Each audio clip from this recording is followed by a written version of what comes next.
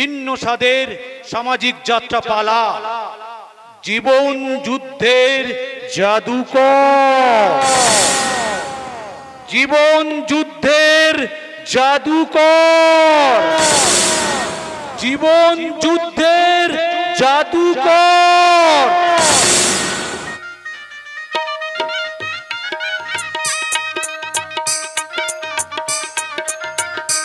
বিয়ে বিয়ে বিয়ে বিয়ে করা যে এত ঝামেলা, যদি আমি আগে জানতে পারতাম তাহলে আমি কোনোদিনই বিয়ে করতাম না।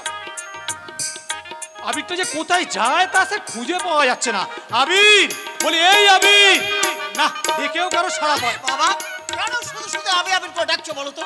একটু আগে তুমি তো আবিরকে অগ্নির বাড়িতে পাঠালে। ও হ্যাঁ, বলছিলাম কি কাকাও, আমার তো মনে নেই, আর কিছুক্ষণের মধ্যে আমাদের অফিস স্টাফেরা আমাদের বাড়িতে এক্ষুনি আসবে। আপনি একটু ভালো করে দেখবেন যাতে ওদের যত্ন আপ্যায়নে কোনো ত্রুটি না হয়। না না না না, সে কথা বলতে হবে না বাবা, আমি হলাম এমএলএ অবনী চৌধুরী।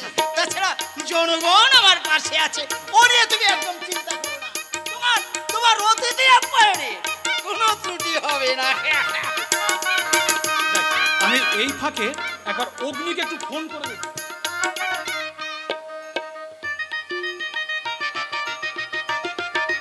পড়ে যাবে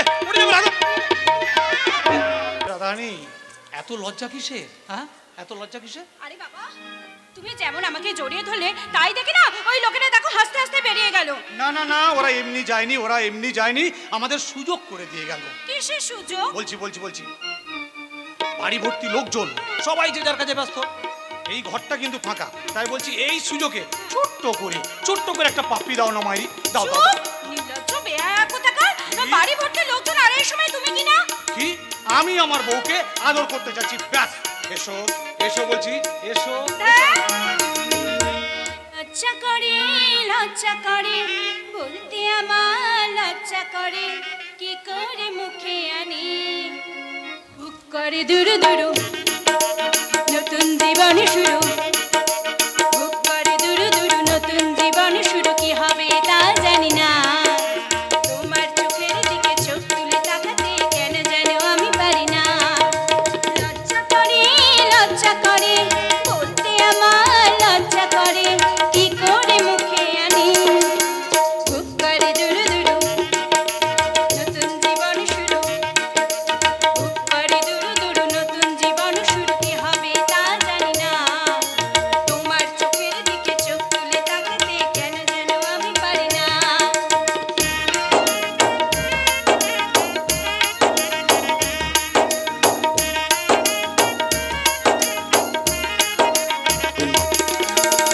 ভাবতে আমার আজকে বড় লাগে ভালো, তোমার মতো কেউ তো আমার সঙ্গী হলো।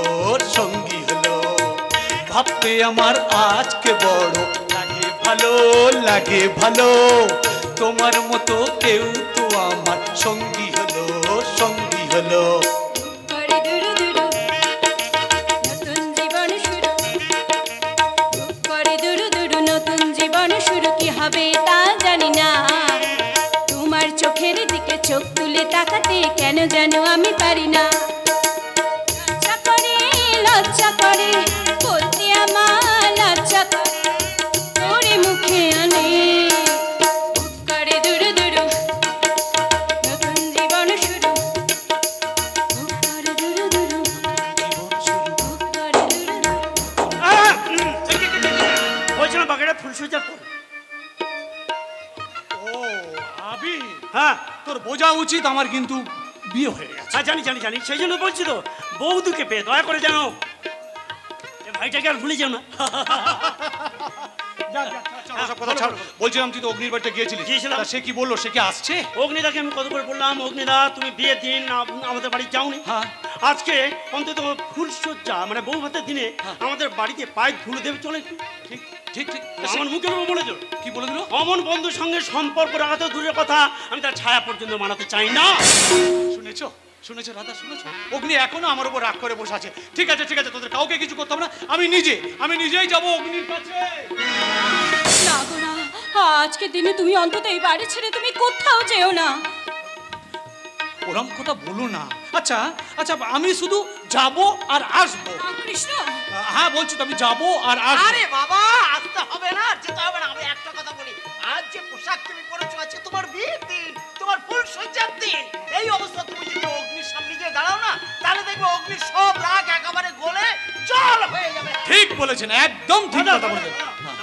আমার কথা হচ্ছে, অগ্নিদার আসল রাগের কারণটা কি জানো? না, বৌদিকে বিয়ে করেছো, অগ্নিদার সেটা সহ্য করতে পারছে না। আচ্ছা, আমি বলছি কি, যে পুরুষ বাড়িতে স্ত্রী থাকতে অন্য নারীর প্রতি আসক্ত হয়, তেমন বন্ধু না রাখাই ভালো। আমি তো ঠিক কথাই বলেছি গো। আজকের দিনে, আজকের এই শুভ দিনে অগ্নিকে এই বাড়িতে নিয়ে এসে আজকের এই শুভ দিনটাকে তুমি নষ্ট করে দিও না গো, অশুভ করে দিও না। অশুভ হবে কেন রাধা, অশুভ হবে কেন? আচ্ছা আচ্ছা, এটাও তো হতে পারে সে হয়তো মনে মনে কষ্ট পেয়েছে তাই আসতে চাইছে না। তাছাড়া তাছাড়া তোমরা তো জানো না, অগ্নি আর আমি সেই ছোট্টবেলায় একই গ্রামে জন্মগ্রহণ করেছি। একসাথে খেলাধুলো করেছি, একটাই স্কুলে পড়াশোনা করেছি, এমনকি একটাই টিফিন আমরা দুজনে মিলে ভাগ করে খেয়েছি। তাই তাকে বাদ দিয়ে এত বড় যদি একটা অনুষ্ঠান করি, সে মনে মনে খুব কষ্ট পাবে। তাই রাধা বলছিলাম কি, তুমি কিছু মনে করো না রাধা, আমি যাবো আর আসবো। আমি বলি, শোনো শোনো শোনো, সে মানে অগ্নিদা যদি তোমার প্রকৃত বন্ধু হতো, তাহলে আমাদের এই নিমন্ত্রণটা সে ঘৃণা ভরে প্রত্যাখ্যান করতে পারতো না। তার উচিত ছিল আজকের দিনে এসে তোমার কাছে হাত জোড় করে ক্ষমা চাওয়া। কোথায় যাচ্ছিস বলতো তো? যাই, আরে ও আত্মীয় বন্ধু বান্ধব আসতে শুরু করে দিয়েছে, তুমি তো যাবে না? যাই, তোমার আমি অন্তত গিয়ে তাদের একটু আদর আপ্যায়নের কোনো ব্যবস্থা করছি। আচ্ছা ঠিক আছে ঠিক আছে। আরে বাবা, আমি বলি কি, ওই আবিরের কথায় কান না দিয়ে বলি তুমি যাবে তো যাও না। হ্যাঁ ঠিক বলেছেন কাকু। কোনো কাজের মানুষ কোথাও বেরিয়ে গেলে আর তোমার সঙ্গে দেখা হবে না। হ্যাঁ ঠিক বলেছেন রাধা, রাধা আমি যাবো আর আসবো। কি আশ্চর্য, বলি কোথায় যাচ্ছ, কেন যাচ্ছ, তা তো তোমার কি বলো দেখে নে। তুমি চুপ করো। কথা হচ্ছে কৃষ্ণের সাথে, দয়া করে তোমাকে আর মাতুব্বরি করতে হবে না। কথার উত্তর দাও কৃষ্ণ। কাকিমা, কাকিমা ওর বন্ধু অগ্নিকে বাড়ি থেকে আনতে যাচ্ছে। তাই একা যেও না, সঙ্গে একটা রথ নিয়ে যাও। বাবুকে রথে চড়িয়ে রাস্তা দিয়ে ফুল ছড়াতে ছড়াতে তারপর এই বাড়িতে নিয়ে এসো। আচ্ছা বন্ধু তোমার মিনিটে মিনিটে ফোন করে তার রাগ ভাঙাতে হচ্ছে, বাড়ি থেকে লোক পাঠাতে হচ্ছে তাকে তুলে আনার জন্য, তবু অভিমানী দুর্যোধনের মান ভাঙছে না। কাকিমা আমি শুধু যাবো আর আসবো। কাকিমা ওকে একটু ভালো করে বোঝান না কাকিমা। কাকিমা একটু আপনি বোঝার চেষ্টা করুন কাকিমা, আমি যাবো আর আসবো। না, তোমার যাওয়া হবে না। আজ তোমার ফুল সজ্জা, এই সময় নতুন বউকে ছেড়ে তুমি কোথাও যেতে পারবে না। তুমি বুঝতে পারছো না আজ কত বড় দিন। একটু একটু পরেই বৌমার বাসরে যাবে, তাছাড়া তোমাদের গায়ে হলুদ গন্ধ এখনো যায়নি। আর এ সময় তুমি যাবে বন্ধুর পায়ে ধরতে। কাকিমা আধুনিক বিজ্ঞানসম্মত যুগে এসব অচল কাকিমা, একেবারে অচল। রাধা তুমি কিচ্ছু ভেবো না রাধা, আমি যাবো আর আসবো। হ্যাঁ যাবো। কৃষ্ণ,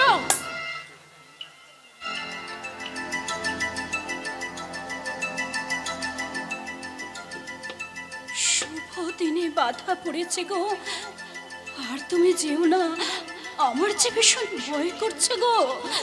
ভয় কিসের রাধা, ভয় কিসের? তোমার ভালোবাসা আমার সাথে আছে, তাই এই পৃথিবীর কোনো অমঙ্গল আমাকে স্পর্শ করতে পারবে না রাধা। কৃষ্ণ, তুমি কিচ্ছু ভেবো না। কাকা বাবু, কাকিমা, আবির সবাই রইল, আমি যাবো আর আসবো। আমার কথাটা শোনো যাবো। কৃষ্ণ, কৃষ্ণ, কৃষ্ণ, কৃষ্ণ, কৃষ্ণ। কাকিমা, কাকিমা ও আমার কোনো কথা না শুনে চলে গেল। এখন কি হবে কাকিমা, এখন কি হবে? এই তোমাদের ভালোবাসার ক্ষমতা, এই শুভ দিনে ছেলেটাকে তুমি ধরে রাখতে পারলে না। ও যদি জোর করে চলে যায় তাতে আমি কি করবো কাকিমা? কিন্তু মা, অববধূ হয়ে সবে বাড়িতে আমি পা দিয়েছি, এখনই ওকে ধরে রাখার মতো আমার ক্ষমতা কোথায়? কিন্তু মা, আজকের দিনে কোণের কাছ থেকেই ভর সন্ধ্যেবেলায় বর চলে যাওয়া কত বড় অমঙ্গলের অশনির সংকেত তা তুমি জানো? না না না না, না, ও কথা আপনি বলবেন না কাকিমা, ও কথা আপনি বলবেন না। যে সারা শরীর ভয় কাঁপছে, অবশ্যই আসছে। আচ্ছা আচ্ছা, কেন বলো তো, কেন তুমি মিছিমিছি মেয়েটাকে অমঙ্গলের ভয় দেখাচ্ছ বলো দেখিনি? আরে বাবা, ওসব সেকেলে নীতি এ যুগে চলে না। তুমি তো বলবেই, কারণ ছেলে মেয়ের জন্ম তো তুমি কোনোদিন দিতে পারোনি। একটা যদি ছেলে মেয়ে থাকতো তাহলে এই কথাটা তুমি বলতে পারতে না। এর আগে আমি তোমার মেডিকেল টেস্টটা করাইনি। দেখো দেখো ভারতী, একটা কথা মনে রেখো, ছেলে মেয়ে আমার না থাকতে পারে, কিন্তু জনগণ জনগণ আমার পাশে আছে। ওই জনগণ তোমাকে বাসের খাটে করে একদিন শ্মশানে নিয়ে যাবে। এই একদম বাজে কথা বলো না, একদম বাজে কথা বলো না। দেখো, আমি এমএলএ অবনী চৌধুরী, যদি একটা হাঁক মারি আমার পিছনে হাজারটা ছেলে এসে দাঁড়াবে সারি সারি। তা দাঁড়াবে, কারণ এমএলএ হয়ে যে হারে তুমি কাটমানির টাকা খাচ্ছ না তা সবাই জেনে গেছে। এইবার এই জনগণ তোমাকে নকুল দানা খাইয়ে, জল বাতাসা খাইয়ে, পিঠের মধ্যে লাঠি পেটা করতে করতে না চালাম চালাম করে ওই শ্মশানে নিয়ে যায়। এই ভারতী, বাজে কথা বলো না, বাজে কথা বলো না। দেখো, তোমার এত ফুটানি ভালো হচ্ছে না, জানো তো? আরে এই এমএলএ অবনী চৌধুরী ছিল বলে না তুমি এই স্কুল মাস্টারের চাকরিটা পেয়েছিলে। খবরদার, একদম তুমি বাজে কথা বলবে না। রীতিমতো না, আমি লিখিত পরীক্ষা দিয়ে আমার যোগ্যতায় আমি চাকরি পেয়েছি। তুমি একদম বাজে কথা বলবে না। তুমি বাজে কথা এই তুমি বাজে কথা বলবে না। তুমি বাজে কথা এই তুমি বাজে কথা বলবে না। এই তুমি বাজে। বন্ধ করুন, নিজেদের মধ্যে ঝামেলা যে আপনারা বন্ধ করুন। আজকের দিনে যদি ঝগড়া করেন তাহলে পাড়ার লোকের শুনে কি বলবেন? না না না, মানে তুমি একদম ঠিক কথা বলেছো বাবা, একদম ঠিক। তবে তোমার কথাতে আমি চেপে গেলাম। হ্যাঁ, চেপে যাবে। বেফাস কিছু যদি বলো না তাহলে আমি কিন্তু তোমাকে ছেড়ে কথা বলবো না। চলো চলো বৌমা, আমার সঙ্গে তুমি ভেতরে এসো। এসো মা, এসো।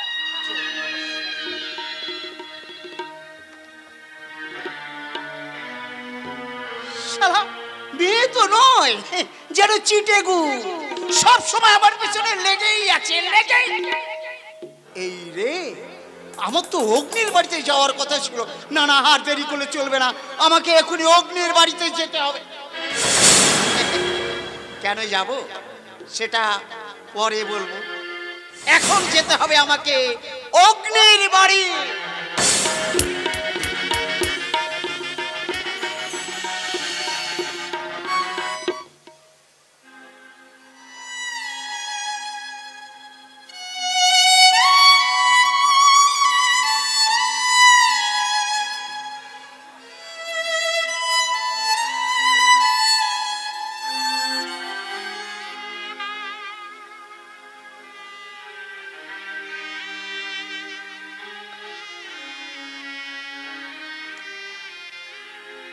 শিল্পী আমি গাইব শুধু গান, গাইব শুধু গান। শিল্পী আমি গাইব শুধু গান, গাইব শুধু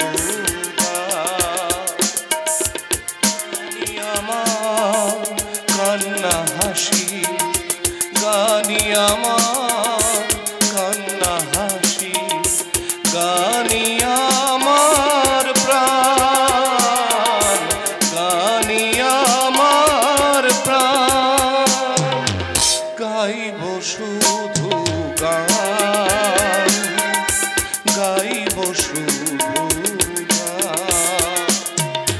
শিল্পী আমি গাইব শুধু গান, গাইব শুধু গান, গাইব শুধু গান।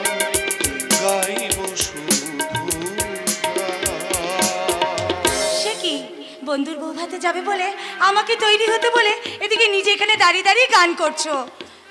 তুমি তো জানো জবা, এই গানই ছিল আমার জীবনের স্বপ্ন।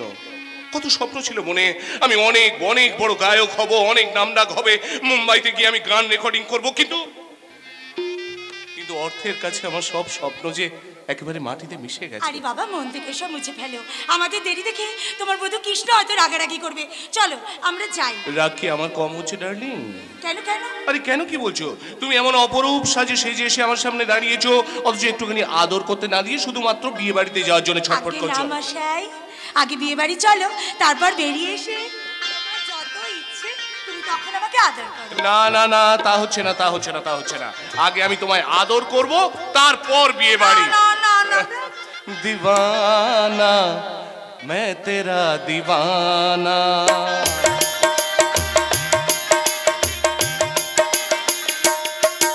दीवाना मैं तेरा दीवाना, आए तुझे छू के नजर ने छू के जाने जा कहा।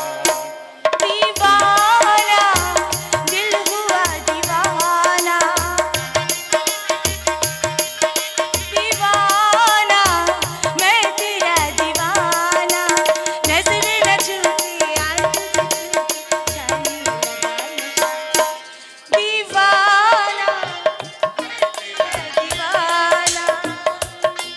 दीवाना ये दिल हुआ दीवाना।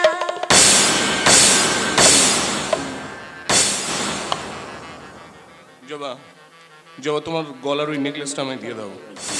নেকলেস মানে তুমি তো আমাকে বলে তোমার বন্ধুর বউ ভাতে যাবে, তাই তো আমি এই না না না না না, আমরা কোনো বিয়ে বাড়িতে যাব না, কোনো অনুষ্ঠান বাড়িতে যাব না, কোনো বউ ভাত বাড়িতে আমরা যাব না।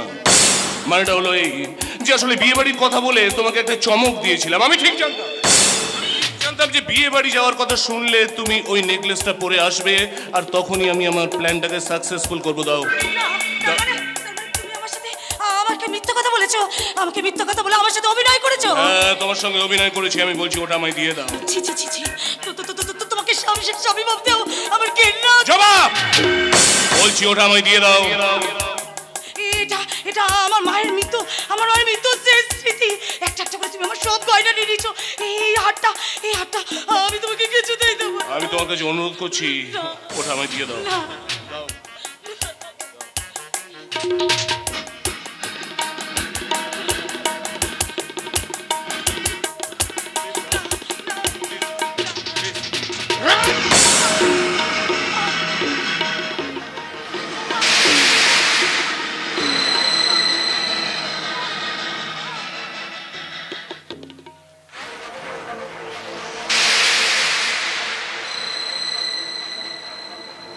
জবা, এই জবা, এই জবা, এত সহজে তুমি আমায় ছেড়ে চলে যাবে আমি ভাবতে পারিনি গো।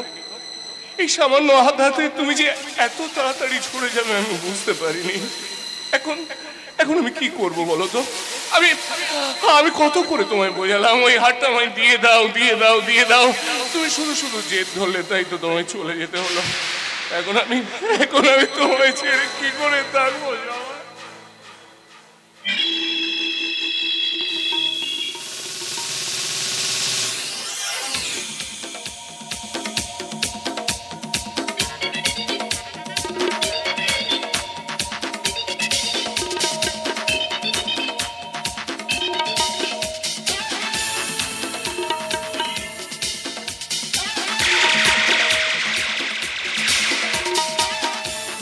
অগ্নি, অগ্নি। হ্যালো, হ্যাঁ, আমি 22 তলা রত্তম মোট রোড থেকে আমি অগ্নিদেব রায় বলছি। হ্যাঁ, ইয়েস স্যার। অগ্নি, আরে তুই এসে গেছিস? হ্যাঁ, না এসে উপায় কি বল, না এসে উপায় কি? বিয়েতে তো গেলি না, উল্টে বউ ভাতে যাবি না বলে একেবারে কেন করে বসে আছিস, তাই তো চলে আসতে বাধ্য হলাম। তুই আসবি এটা আমি জানতাম, আর তাই আগে থেকে আমি সব কিছু ঠিক করে রেখেছি বন্ধু। ঠিক করে ডেকেছিস তার মানে? না ও কিছু না, ও কিছু না। ঠিক আছে ঠিক আছে, জবা বৌদিকে ডাক, তোকে আর জবা বৌদিকে সাথে নিয়ে আমরা একসাথে তিনজনে যাব। জবাকে ডেকে কোনো লাভ হবে না রে। কেন? ওই দেখ অজ্ঞান হয়ে পড়ে আছে, দেখ। কি হয়েছে জবা বৌদি? আসলে কি জানিস কৃষ্ণ, কদিন ধরে ওর গলায় একটা নতুন করে সমস্যা দেখা দিয়েছে। হঠাৎ করে গলায় যন্ত্রণা শুরু হয়ে যায়, তারপর ছটফট করতে করতে অজ্ঞান হয়ে পড়ে। আজ তোর বৌভাত বাড়িতে যাবে বলে সে যে গুজি আমার সামনে রেডি হয়ে এলো, বললো ওখানে গিয়ে খুব আনন্দ করবো। হঠাৎ ওর গলায় সেই যন্ত্রণাটা শুরু হয়ে গেল, আর তারপর ছটফট করতে অজ্ঞান হয়ে গেছে। দেখ। আচ্ছা ঠিক আছে বাবা, ঠিক আছে। আমি জবা বৌদিকে ডাকলে জবা বৌদি আমার ডাকে সাড়া না দিয়ে পারবেই না। দেখ। দাঁড়া, জবা বৌদি, বলি ও জবা বৌদি, জবা বৌদি, ও জবা বৌদি, জবা বৌদি, অগ্নি, জবা বৌদির গলাতে কিসের দাগ বলতে সবগুলো?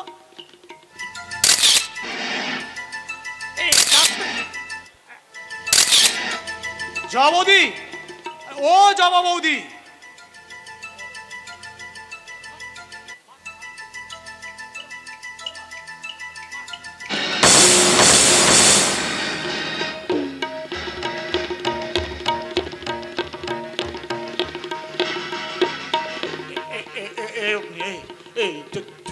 জবা বৌদি তো মারা গেছে রে। এখন থেকে ঠিক 3 মিনিট 33 সেকেন্ড আগে। আর জবাকে খুন করেছি আমি কেন জানিস? সামান্য এই হারটার জন্য। ছি অগ্নি, ছি, তুই সামান্য একটা নেকলেসের জন্য জবা বৌদিকে গলা টিপে খুন করলি। কি করবো বল, আসলে কদিন ধরে সময়টা বড্ড খারাপ যাচ্ছে বুঝলি, তাই আমি অনেক চেষ্টা করছিলাম যে কোনো মতে ওই হারটা যদি আমি পাই, কিন্তু কোনো মতেই আমি পেয়ে উঠছিলাম না।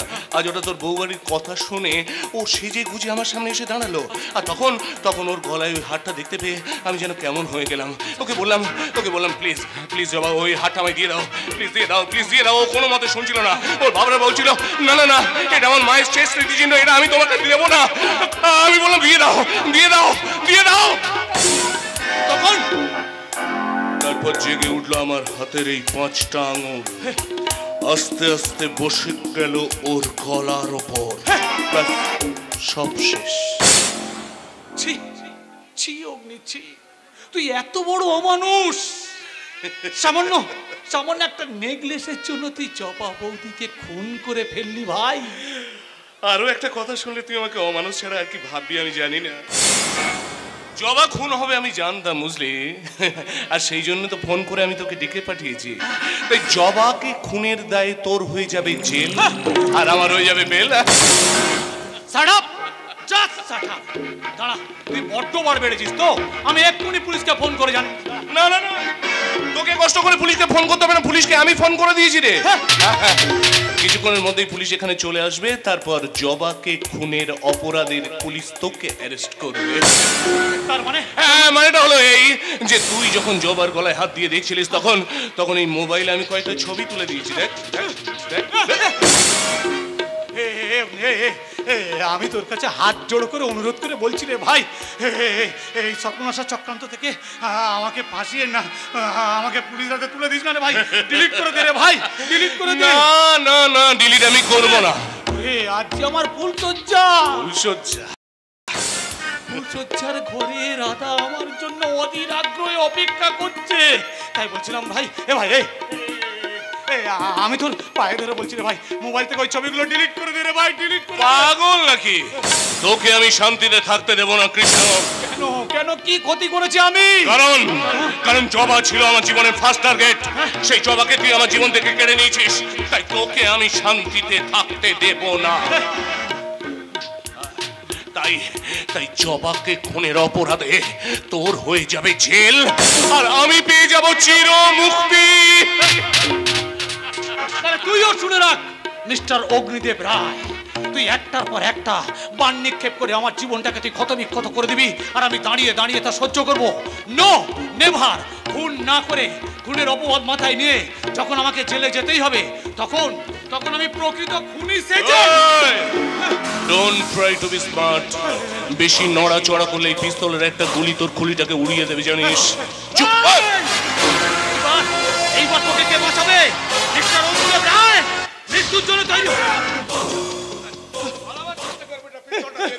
স্যার স্যার আপনি আমায় বাঁচান, স্যার আপনি আমায় বাঁচান। ওই দেখুন স্যার, ওই দেখুন, ওই কৃষ্ণ আমার বউকে গলা টিপে খুন করে আমাকে মারতে চেয়েছিল স্যার। আমি মিথ্যে কথা বলছে স্যার, মিথ্যে কথা বলছে, মিথ্যে বলছে স্যার, সম্পূর্ণ মিথ্যে বলছে। প্রত্যেকে মিথ্যে সেটা কিন্তু আদালত বিচার করবেন। আপাতত আপনি আমার সঙ্গে থানায় চলো। অগ্নিদেব বাবু, এই আপনি ছাড়া আর এই আপনার স্ত্রীকে খুন করতে আর কেউ কি দেখেছে? আমি দেখেছি স্যার, ওই পাশের ঘর থেকে আমি দেখেছি স্যার।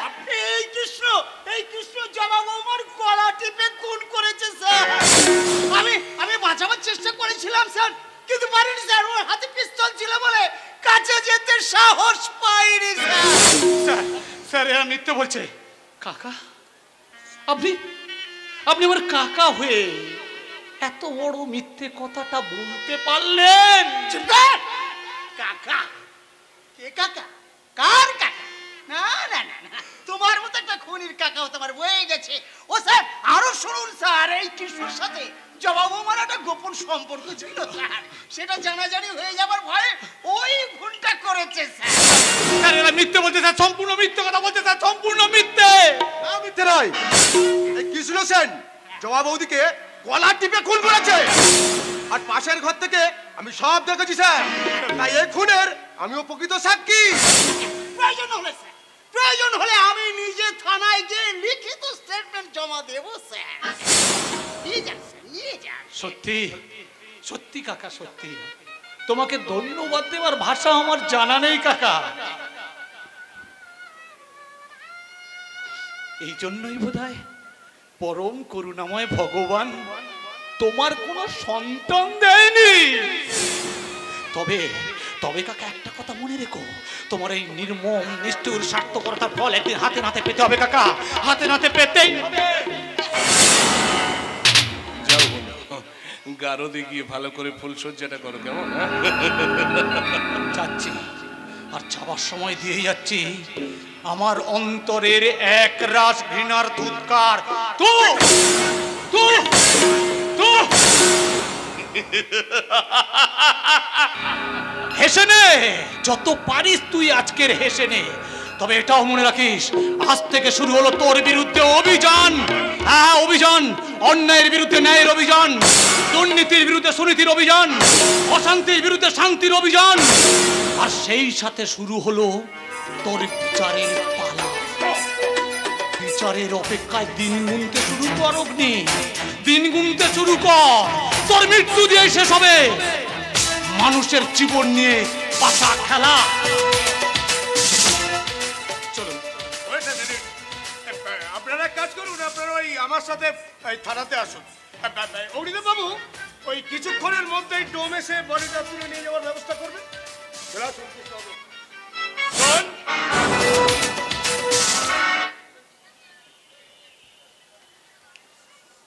পিস্তলটা তুই কিন্তু আমার হাত থেকে কেড়ে নিস নেই, আমি তোর হাতে তুলে দিয়েছিলাম। আর ওই পিস্তলে একটা আসল গুলি ছিল না, সবকটাই নকল গুলি।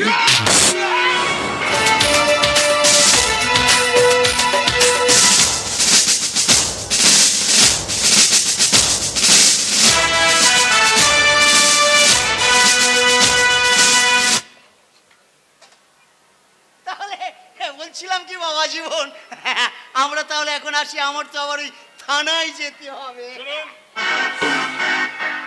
থানায় গিয়ে স্টেটমেন্টটা ঠিকঠাক ভাবে দেবেন, আর আজ সন্ধ্যাবেলা আমার কাছ থেকে এসে 5,000 টাকা নিয়ে যাবেন, কেমন? সে কথা আর বলতে, আমি এমএলএ অবনী চৌধুরী, তাছাড়া জনগণ আমার পাশে আছে। না না না, ওসব নিয়ে চিন্তা করতে হবে না, আমি কথা দিলে কাজ করি বাবাজি। নমস্কার। অজীবন, হ্যাঁ কাকা, দাঁড়িয়ে থেকে লাভ নেই, চলে এসো।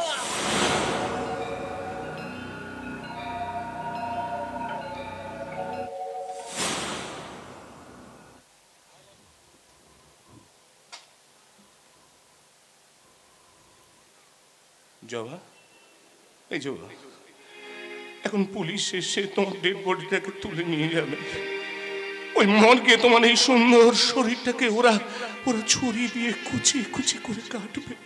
আমার ভারী কষ্ট হচ্ছে গো, আমার ভারী কষ্ট হচ্ছে। এখন কি করি বলো তো? মনে পড়েছে তুমি আমার ভায়োলিন শুনতে খুব ভালোবাসতে। আমি একটু ভায়োলিন বাজাই, আর তুমি সেই ভায়োলিন শুনতে শুনতে আস্তে আস্তে স্বর্গে চলে যাও। কেমন? স্বর্গে চলে যাও।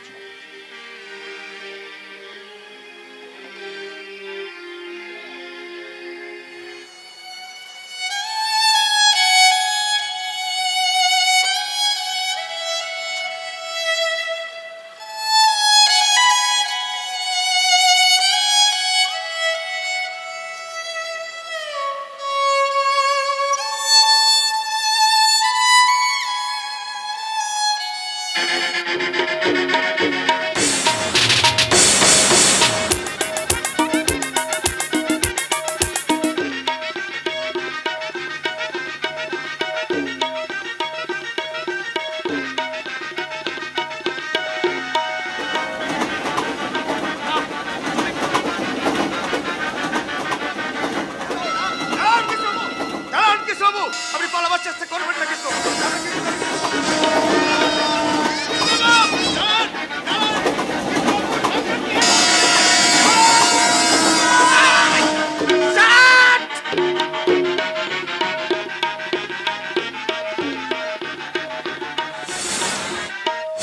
গভীর রাত, রাত যে অনেক গভীর হয়ে গেল, অথচ ও যে এখনো বাড়ি ফিরলো না। কি ব্যাপার, আমি তো কিছু বুঝতে পারছি না। আমার মনটা যে মোটেই ভালো বলছে না, কিছুতেই আমি স্থির থাকতে পারছি না। কাকিমা, কাকিমা, কাকিমা, দেখুন না, আপনার ছেলে এখনো বাড়ি ফিরলো না, অথচ রাত যে অনেক গভীর হয়ে গেল। আমিও তো সেই কথা ভাবছি মা, কত রাত হয়ে গেল, ছেলেটা এখনো বাড়ি ফিরলো না। একটু পরেই ফুলসজ্জার আচার অনুষ্ঠান শুরু হয়ে যাবে। এখন যে কি করি, অথচ আবির, আবির। কি হয়েছে কাকিমা? আপনি আমার ডাকছিলেন? তোমার দাদা কৃষ্ণ এখনো বাড়ি ফেরেনি। হ্যাঁ, সে কি? এত রাত হয়ে গেল, দাদা এখনো বাড়ি ফেরেনি অগ্নিদার বাড়ি থেকে? হ্যাঁ ভাই, ও এখনো বাড়ি ফেরেনি। তুমি একটু এগিয়ে গিয়ে দেখো না, আমার মনটা যে মোটেই ভালো বলছে না না। না না না, এত চিন্তা করার কিছু নেই, আমি যাচ্ছি। আচ্ছা আমি যাচ্ছি, আমি যাচ্ছি, দেখছি। আপনারা এখান থেকে কোথাও যাবেন না কেউ। আপনারা? হ্যাঁ, আসতে বাধ্য হলো। আচ্ছা, কৃষ্ণ সেন কে? আমার দাদা, আমি তার ভাই। ইনি তার সদ্য বিবাহিতা স্ত্রী, মানে আমার বৌদি, আর উনি আমাদের সম্পর্কে কাকিমা হই, এমএলএ অমরি চৌধুরীর স্ত্রী। বলুন কেন এসেছেন? কৃষ্ণ সেনকে ডেকে দিন, ওনার সাথে আমার দরকার আছে। বলছিলাম দাদা তো বাড়িতে নেই, আপনি একটু বসুন, দাদার বন্ধুর বাড়ি। থামান! আপনার দাদা নিশ্চয়ই বাড়ির মধ্যে কোথাও লুকিয়ে আছে। কি বলছেন লুকিয়ে আপনি? থাকবে কেন? সে কি চোর না ডাকাত? কি করেছে সে? সে কিন্তু বিশাল বড় অপরাধ করেছে। কি কি অপরাধ করেছে? তার বন্ধু অগ্নিদের স্ত্রী জবা দেবীকে গলা টিপে খুন করেছে। হ্যাঁ, সে একটা খুনি। আমরা কিন্তু তাকে বন্দুক সমেত অ্যারেস্ট করেছিলাম। আমরা যখন তাকে অ্যারেস্ট করে থানায় নিয়ে যাচ্ছিলাম, চলন্ত গাড়ি থেকে ঝাঁপ মেরে ওই বরানগর স্টেশনের দিকে পালিয়ে যায়। না না, এ অসম্ভব। আমার স্বামী কাউকে খুন করতে পারে না স্যার। স্যার, আমি বলছিলাম নিশ্চয়ই আপনাদের এর মধ্যে কোথাও একটা ভুল হচ্ছে স্যার, প্লিজ স্যার দেখুন। কৃষ্ণের মতো ছেলে কখনো এই কাজ করতে পারে না। কিন্তু করেছে। উপযুক্ত সাক্ষী প্রমাণ কিন্তু আমাদের হাতে আছে, তাই তাকে যেন তেন প্রকার আমরা কিন্তু অ্যারেস্ট করবই। হরিবাবু, আপনি এক কাজ করুন তো, আপনি এই বাড়ির ভেতরটা গিয়ে একটু ভালো করে সার্চ করে আসুন তো। যান।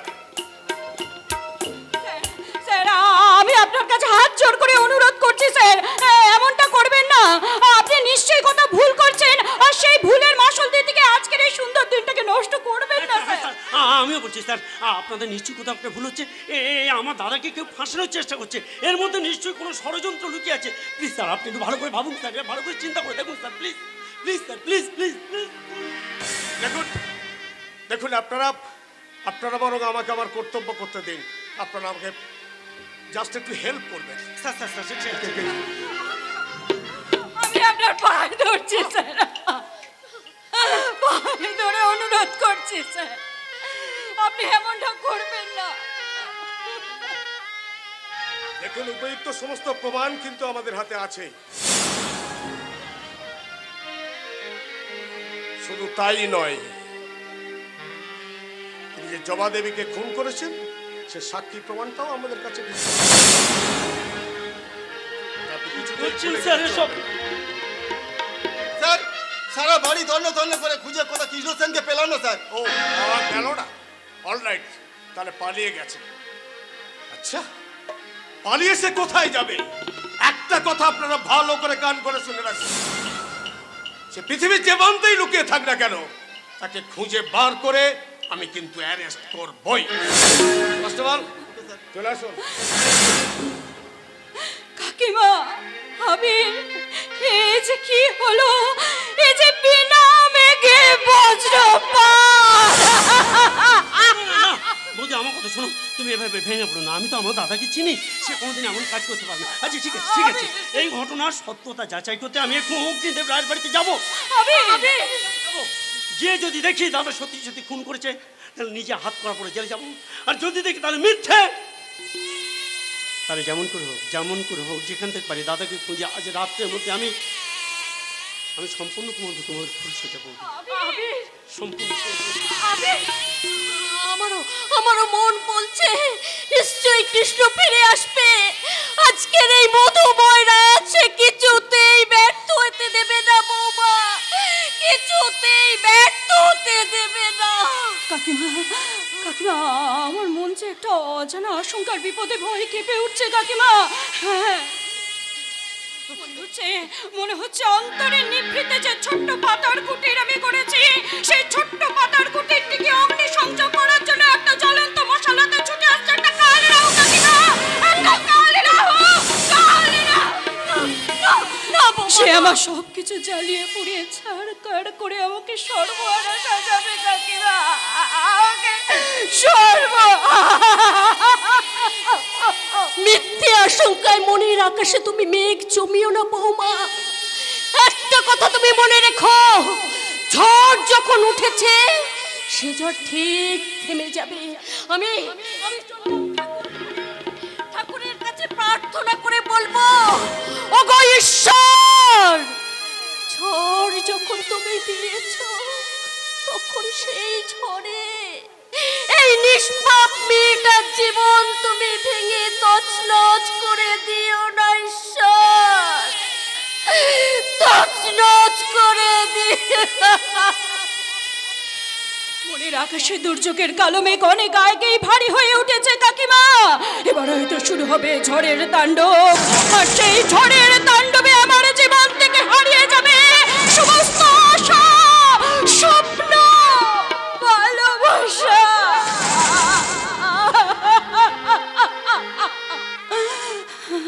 প্রত্যেকটা মেয়ের জীবনেই আসে এই সুন্দর প্রতীক্ষিত রাত, অধীর আগ্রহে অপেক্ষা করে থাকে কখন আসবে সেই মুহূর্ত।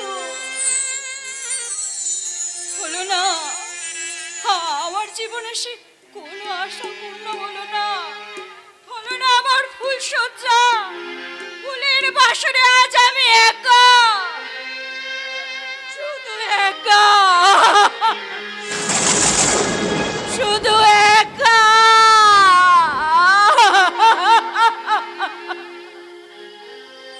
ভাবিনি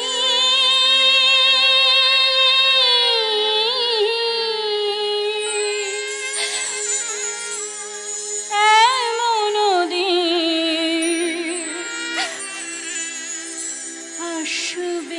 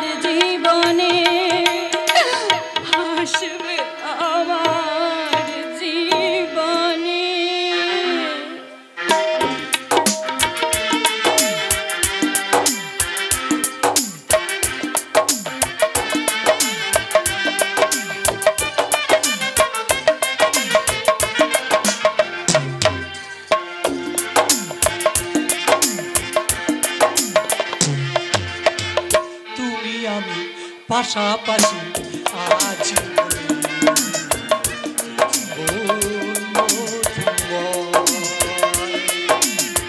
তুমি আমি পাশাপাশি আছি বলে জীবন মধুময়।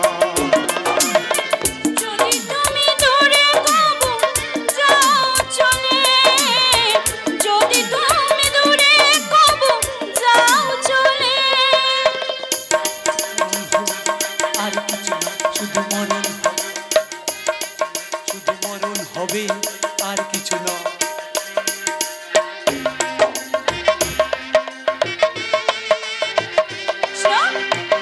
কৃষ্ণ কৃষ্ণ কৃষ্ণ কৃষ্ণ কোথায় গেলে তুমি? কৃষ্ণ কৃষ্ণ কৃষ্ণ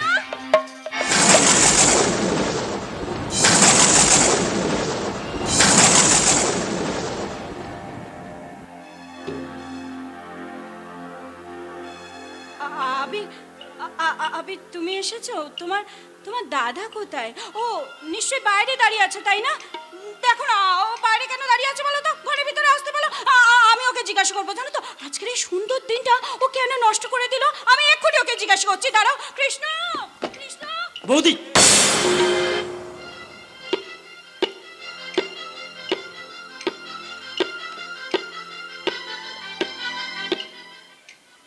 কি হলো আবির, চুপ করে গেলে কেন? তোমার দাদা কোথায়? উত্তর দাও আবির, কথার উত্তর দাও। তোমার দাদা কোথায়? তোমার দাদা কোথায় আবির? বৌদি, দাদা যেখানে যেখানে যায় প্রত্যেকটা জায়গায় আমি তন্ন তন্ন করে খুঁজেও দাদার কোনো সন্ধান পাইনি।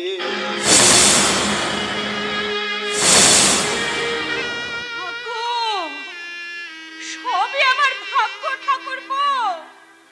ভাগ্য খারাপ না হলে ফুলসজ্জার রাতে একটা কোণের কাছ থেকে তার স্বামী চলে যাবে কেন?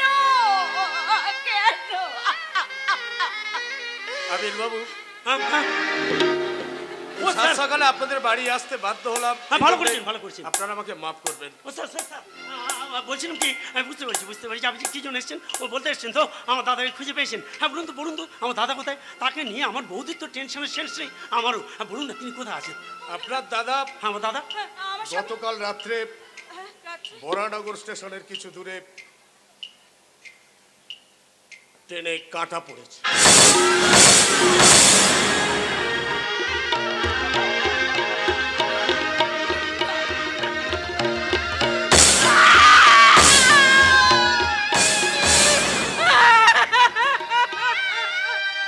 খবর পেয়েই আমি ঘটনাস্থলে পৌঁছেছিলাম, কিন্তু ট্রেন অ্যাক্সিডেন্টের ফলে দেহটা একেবারে ছিন্ন ভিন্ন হয়ে গেছে। চেনার কোনো উপায় ছিল না। রেল লাইনের ধারে তদন্ত করতে করতে হঠাৎ ডেড বডির পাশে একটা ছোট্ট চিঠি আর একটা মোবাইল খুঁজে পাই। আমরা তদন্ত করে দেখি এটা সম্ভবত কৃষ্ণ সেনের হতে পারে। আপনারা কাজ করুন তো,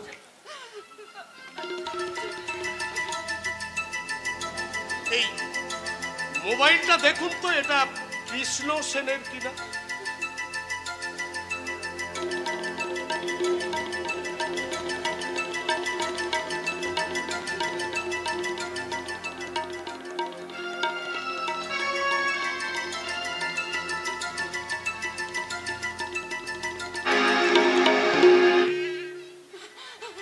আরেক কাজ করুন, এই চিঠিটা পাওয়া গেছে, এই চিঠিটা দেখুন যে ওটা ওই কৃষ্ণ সেনের হাতের লেখা কিনা।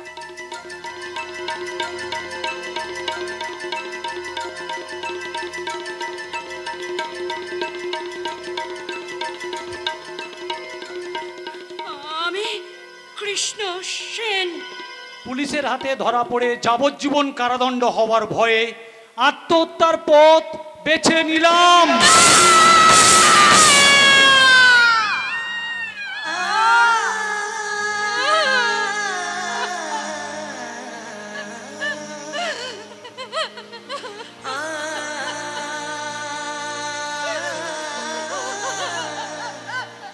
আপনারা ওই মোবাইলটা আর ওই ছোট্ট চিঠিটা কাইন্ডলি আমাকে ফেরত দেবেন, কারণ ওটা ওই আমার তদন্তের স্বার্থে কাজে লাগবে।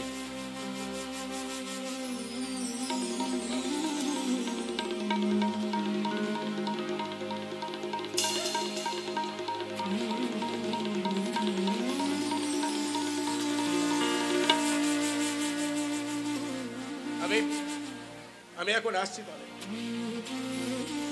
হ্যাঁ, এক কাজ করুন, ওই আপনারা একবার আমার সাথে একবার থানায় আসুন, কারণ ওই ডেড বডিটা আইডেন্টিফাই করতে হবে তো।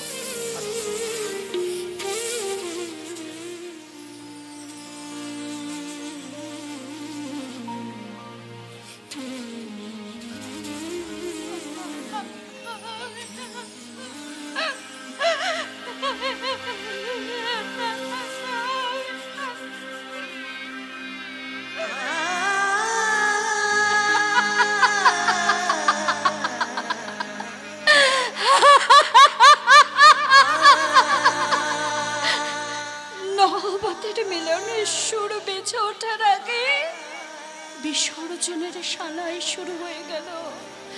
আমার সংসারে জীবনে পা দেবার আগে আমার জীবন আকাশে মহাপ্রস্থানের পথ পরিষ্কার হয়ে গেল। ওগো ঠাকুর, কি অপরাধ করেছিলাম আমি? কেন তুমি আমাকে এত বড় শাস্তি দিলে ঠাকুর? কেন? তুমি উত্তর দাও ঠাকুর, তুমি উত্তর দাও ঠাকুর, তুমি উত্তর দাও।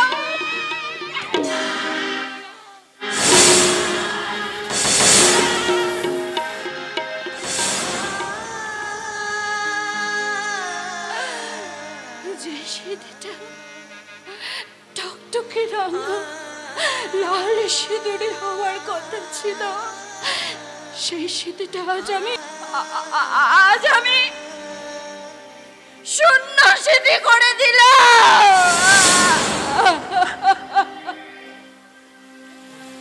আজ থেকে আমি বিধবা।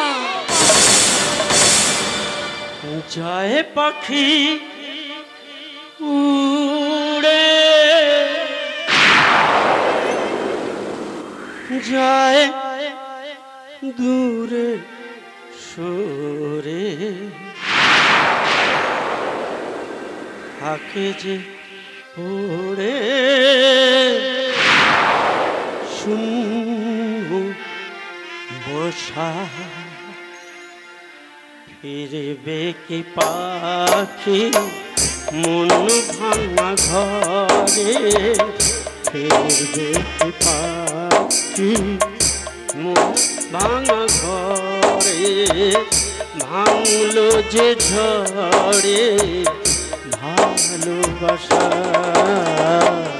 ফিরবে কি পাখি মন ভাঙা ঘরে, ভাঙলো যে ঝড়ে ভালোবাসা। ও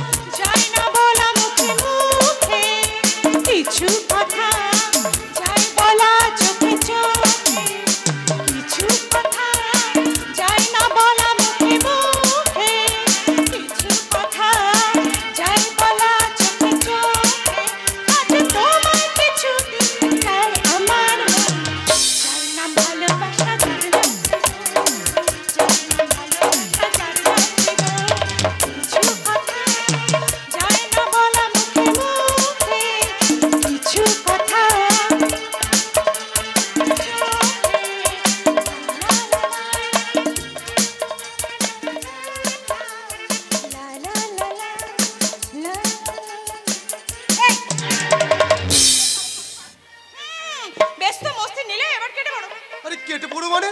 আরে সবে তো শুরু। এই যে গুরু, বাড়িতে আছে মহাগুরু। তার মানে? মানে বাবা বাড়িতে আছে। এ কথা আগে বলবে তো।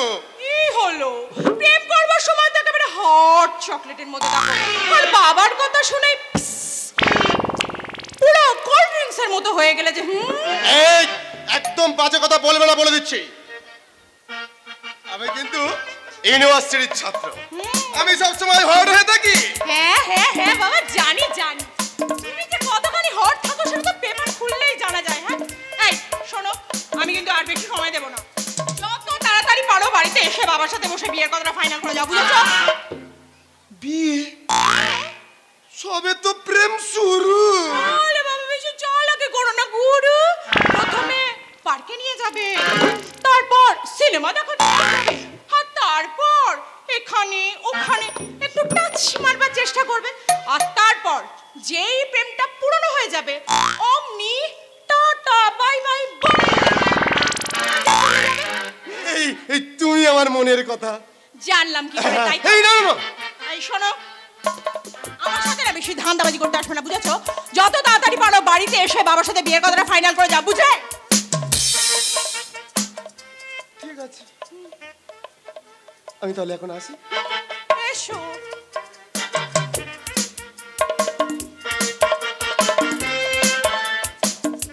বলছি আবার কবে কবে দেখা হবে? ওরে বাবালে, তুমি যেদিন বাবার সাথে এসে বিয়ের কথাটা ফাইনাল করে যাবে,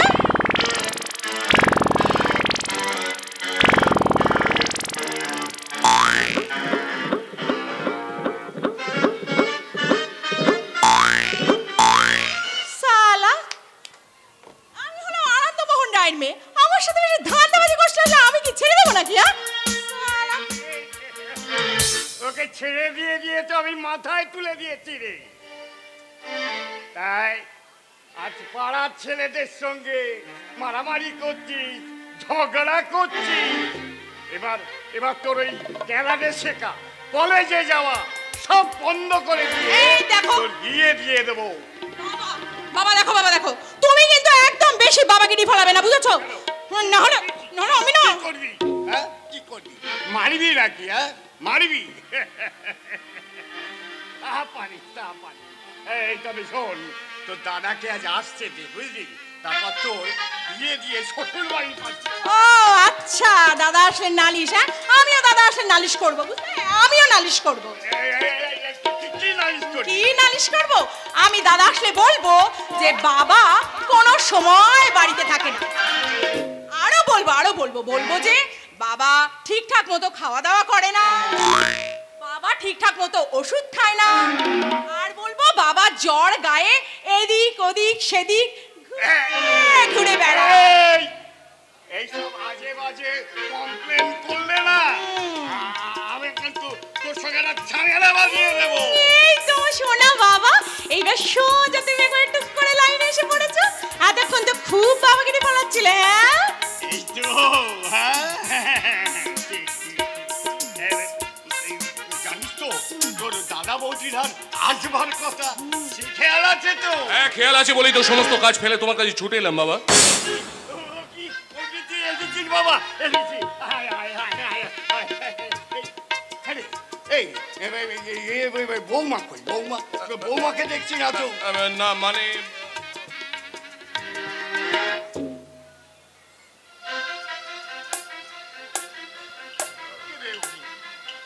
কথা বলছিস না কেন? না মানে বাবা চলো, কাউকে বাইরে যেতে হবে না। আমি বলছি একটা একটা অসুবিধা হয়ে গেছে। কি অসুবিধা হয়েছে? হ্যাঁ কি অসুবিধাটা হয়েছে? বাবা বুঝতে পেরেছি, তোমাদের অসুবিধাটা আমি সব বুঝতে পেরেছি। শোনো, কোনো যাওয়ার দরকার নেই, একটা কথা শোনো। আমি যে কথাটা বলছি, হ্যাঁ বলো। তোমাদের ঘরের লক্ষ্মী আর কোনোদিন এ ঘরে আসবে না। আসবে না মানে? মানেটা তুমি বলে দাও অগ্নি। না থাক ঠিক, আমি বুঝতে পারছি তোমার বলতে কষ্ট হচ্ছে। শোনো আনন্দ। হ্যাঁ বলো অবনি বলো। মানে বলছিলাম কি, হ্যাঁ। তোমাদের ছেলে যে কাজটা করেছে, একটা কথা কি জানো, হ্যাঁ আমার বলতে বড় ইয়ে করছে। আর বলো না রে বাবা। তোমার জবা বৌমা, হ্যাঁ তোমার জবা বৌমা কয়েকদিন আগে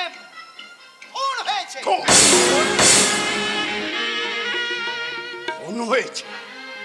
কে খুন করলে? হ্যাঁ, বলো কে খুন করলে? বলুন কাকা বাবু, আমার বৌদিকে কে খুন করেছে বলুন। খুন করেছে তোমার বাবার আদরের ছাত্র কৃষ্ণ সেন। ওই কৃষ্ণ জবা বৌমাকে গলা টিপে খুন করেছে। শুধু তাই নয়, এই কৃষ্ণ ওই অগ্নিকেও মানে গুলি করে মারতে চেয়েছে। অবনি, এই অগ্নি, এত বড় একটা ঘটনা ঘটে গেল আর আমি কিছু জানতে পারলাম না। যেটা জানানোর প্রয়োজন বোধ করিনি তাই জানাইনি। এখন যে কথাটা জানাচ্ছি সেটা কান খুলে শুনে নাও। এই বাড়িটা আমি বিক্রি করে দিয়েছি। এক সপ্তাহের মধ্যে এই বাড়িটা তোমরা খালি করে দেবে, নয়তো অবনী কাকা এই বাড়ির দখল নিয়ে নেবে। কি বলছিস তুই? এত বড় একটা সিদ্ধান্ত নিলি আর তুই আমাকে জানানোর প্রয়োজন বোধ করলি না? বাবা, বাড়িটা যখন আমার, সুতরাং ডিসিশন নেওয়ার অধিকারটাও নিশ্চয়ই আমার থাকা উচিত।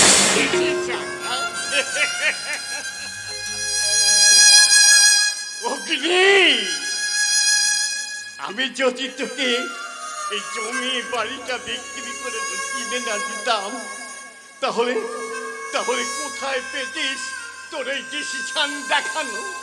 কোথায় পেতিস বল? বললাম বল, উত্তর দে। তোমাকে দেওয়া কোনো কথাই আমার পক্ষে রাখা আর সম্ভব নয়। আমি যেটা বলছি সেটা কান খুলে শুনে নাও।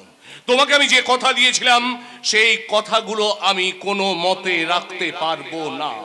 হ্যাঁ, আসুন, তোরা নতুন করে আমাকে জ্ঞান দেওয়ার চেষ্টা করিস না কিন্তু। অমনি কাকা, বলো বাবা জীবন। আমি আপনাকে বলছি, এক সপ্তাহের মধ্যে আপনি এই বাড়িটা খালি পেয়ে যাবেন। তাহলে আমরা থাকবো কোথায়? অমনি কাকা, আমি আপনার কাছে যে কিছু টাকা পাবো সেই টাকাটা বাবাকে দিয়ে দেবেন, কেমন? বাবা একটা ঠিক আশ্রয় জোগাড় করে নেবে। দেখো দেখি কাণ্ড। আরে বাবা, না দিলে চলবে কেমন করে? বিবেক বলতে একটা কথা আছে। আমি এমএলএ অবনী চৌধুরী, জনগণ আমার পাশে আছে। না না না না, আমি মুখে যা বলি কাজেও তাই করি। আনন্দ, ব্যাপারটা হলো কি জানো, বাড়িটা যখন আমি নগদ টাকা দিয়ে কিনে নিয়েছি, তখন বাড়িটার দখল তো আমাকে নিতে হবে, তাই না? তাই বলছিলাম কি, আমি তোমাকে এক সপ্তাহ সময় দিলাম। এই এক সপ্তাহের মধ্যে বাড়িটা আমার খালি করে দিও, তা না হলে আমার জনগণ বাড়িটা খালি করে দেবে। তার কোনো প্রয়োজন নেই অবনী। আমি জানি তুমি আজ এমএলএ হয়েছো, তোমার হাতে অনেক ক্ষমতা। তবে বাবা অগ্নি, কাজটা কিন্তু তুই ঠিক করলি না। ঠিক করলি? বলছিলাম কি আনন্দ, এটা তোমাদের বাপ ছেলের ব্যাপার, এর মধ্যে আমার নাক গলানোর কোনো দরকার মনে হয় না। তাই বলছিলাম কি, ওই আমার কথা যা, এক সপ্তাহের মধ্যে আমি আবার আসবো, কিন্তু বাড়িটা আমার খালি করে রেখো, তা না হলে আমার জনগণ।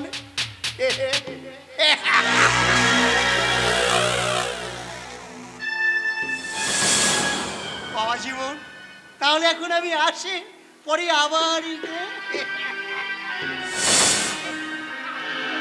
বলছিলাম কি বাবা, আমি এখন আসছি, কেমন?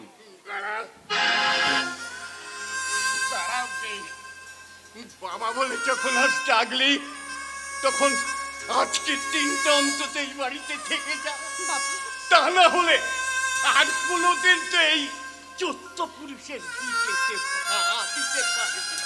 শোনো বাবা, এই গ্রামের সঙ্গে, এই ভিটের সঙ্গে আজই আমার সমস্ত সম্পর্ক শেষ।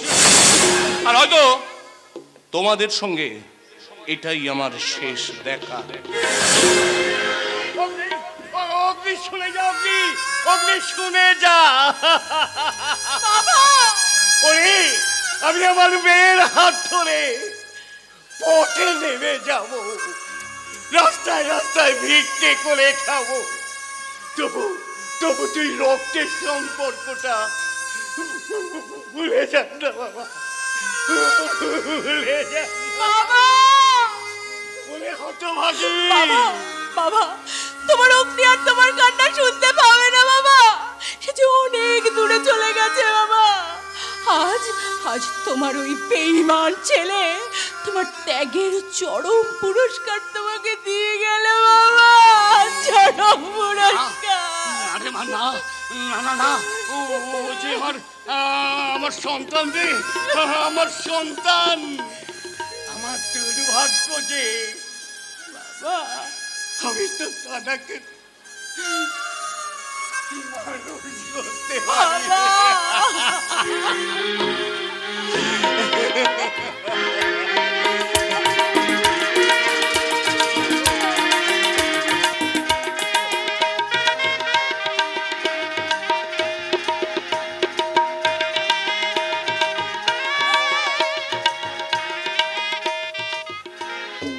দাঁড়া দাঁড়া বলছি, দাঁড়া, পালাবি না, দাঁড়া বলছি, দাঁড়া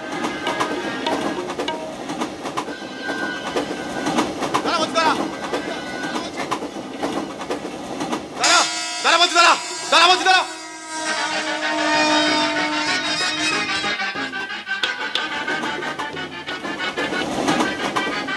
দাঁড়া বলছি, দাঁড়া।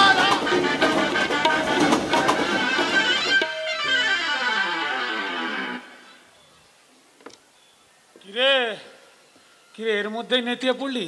হ্যাঁ, সবে তো শুরু আমার খেলা, এরপর দেখবো রে কত আছে তোর বাপ কাকার চেলা।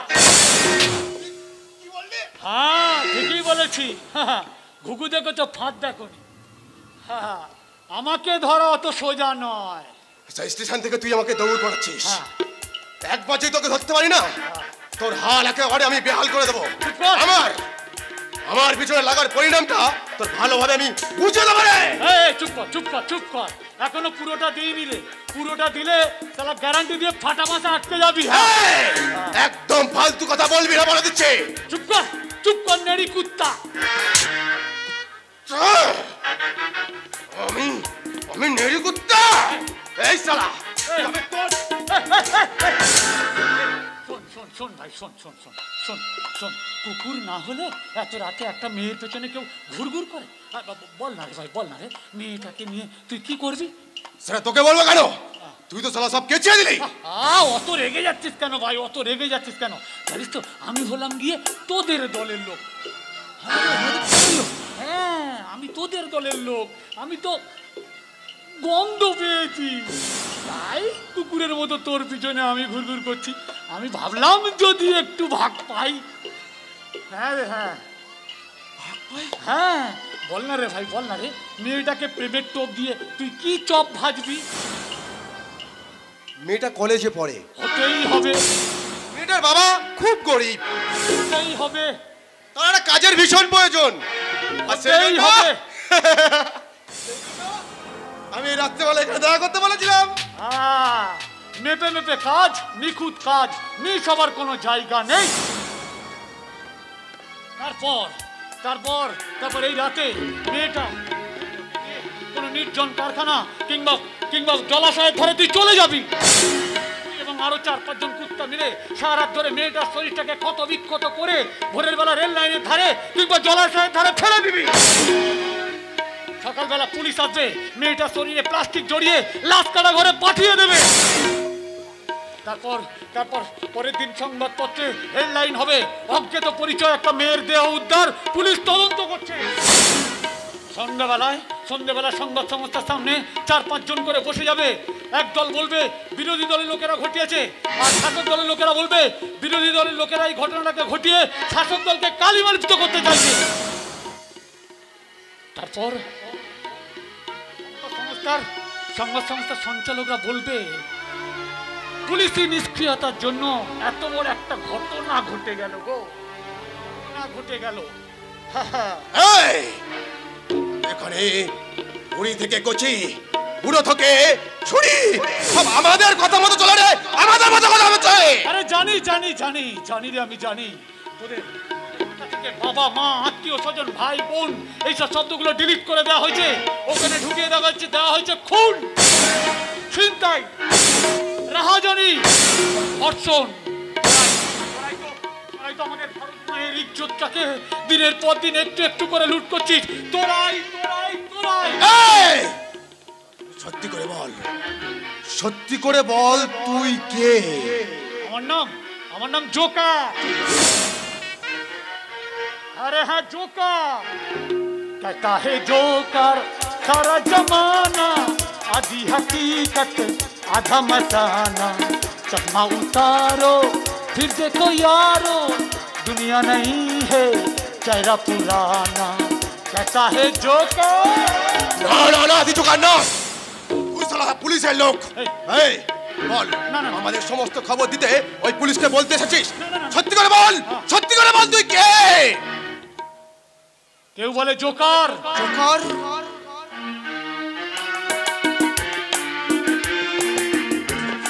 কেউ বলে জাদুকর, কেউ বলে সার্কাসের রিং মাস্টার। পেয়ারা বাক্যে কারেন্টে চাবুক মেরে সাহায্য করাই হলো আমার প্রধান কাজ। আরে হ্যাঁ, তোরা সালা অগ্নিদেবকে ফু দিয়ে নিভে দিতে পারবি, কিন্তু আমাকে তারা কোনো কিছুতেই আটকে রাখতে পারবি না। কিরে, অগ্নিদেবের নামটা শুনে একেবারে চুপসে গেলি যে? আরে আমি জানি তোদের মালিক অগ্নিদেবের হোটেল ব্যবসা, মধুচক্রের ব্যবসা, বেআইনি গাঁজা পাচারের ব্যবসা, আফিম পাচারের ব্যবসা, এমনকি সে মেয়ে পাচার পর্যন্ত করে। এই শালা, এসব কথা যদি ওই দাদার খানে যায় না, তোকে একেবারে দানা ভরা দেবে, দানা। আমিও আমার এই লাঠির ঘায়ে তোর দাদার একটা চোখ কানা করে দেব, কানা। দেখছিস না আমার গায়ে সব দলের রং। যখন যে আসবে কাল, আমি হয়ে যাব তার দলের মালামাল। এই দেখ আমার গায়ে গেরুয়া রং আছে, দেখ গেরুয়া মানে হচ্ছে ত্যাগের প্রতীক। এই দেখ আমার গায়ে সাদা আছে, সাদা, হ্যাঁ সাদা মানে হচ্ছে সততার প্রতীক। আর এই দেখ আমার জুতো, দেখ কালো, কালো মানে হচ্ছে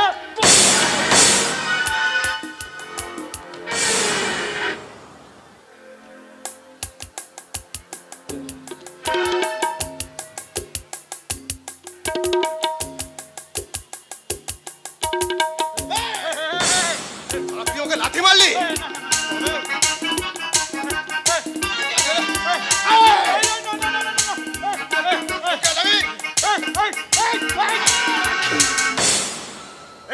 তোরা থানার সামনে এইভাবে হল্লা করছিস কেন?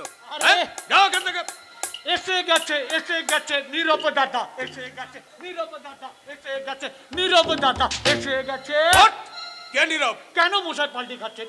ভারতবর্ষের 99.9% মানুষ জানে পুলিশ মানে নীরব দর্শক। মানে থানার মধ্যে আপনি নীরব দর্শক হয়ে চুপটি করে ঘাপটি মেরে টেবিলের তলায় বসে থাকেন।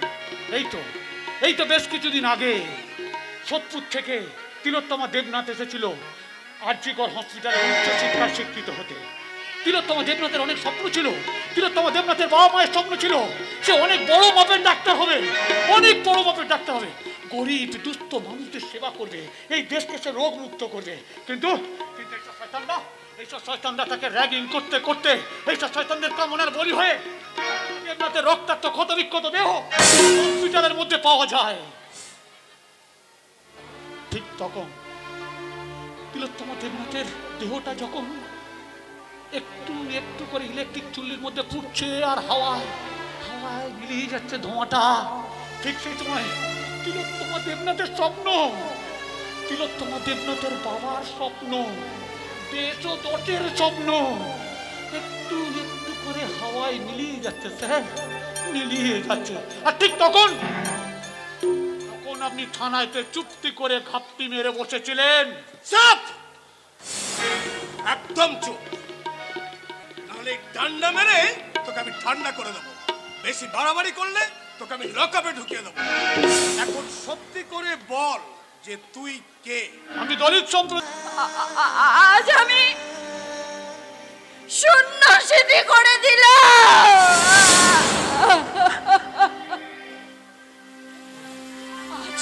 আমি আজ থেকে আমি বিধবা। যায় পাখি উড়ে, যায় দূরে সরে, থাকে যে ওড়ে শূন্য বসা।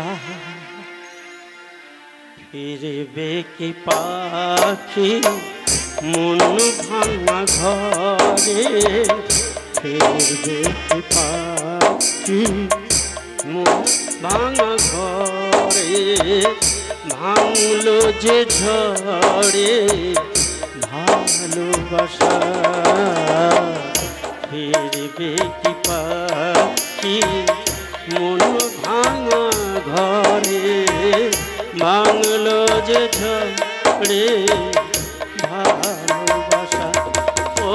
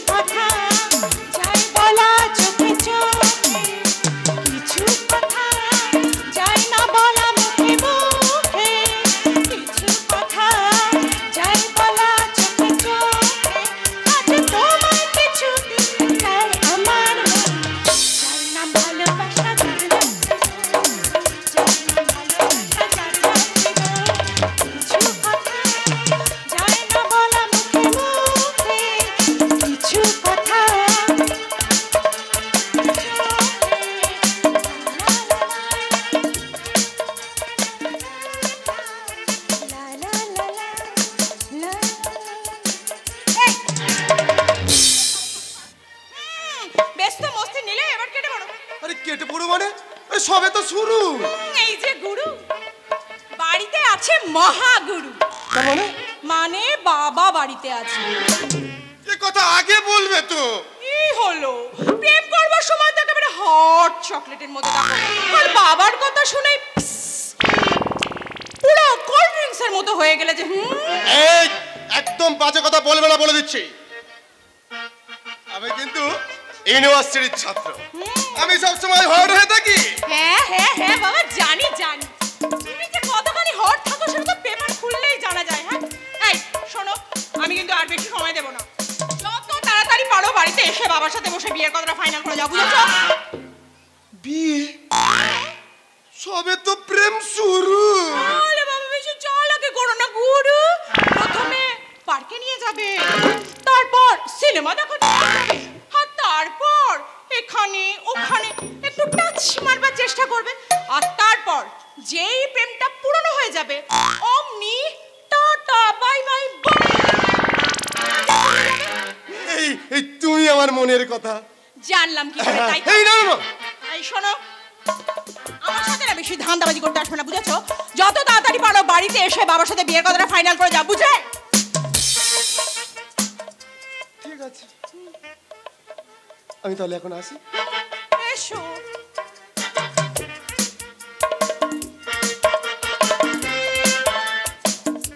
বলছি আবার কবে কবে দেখা হবে? ওরে বাবালে, তুমি যেদিন বাবার সাথে এসে বিয়ের কথাটা ফাইনাল করে যাবে,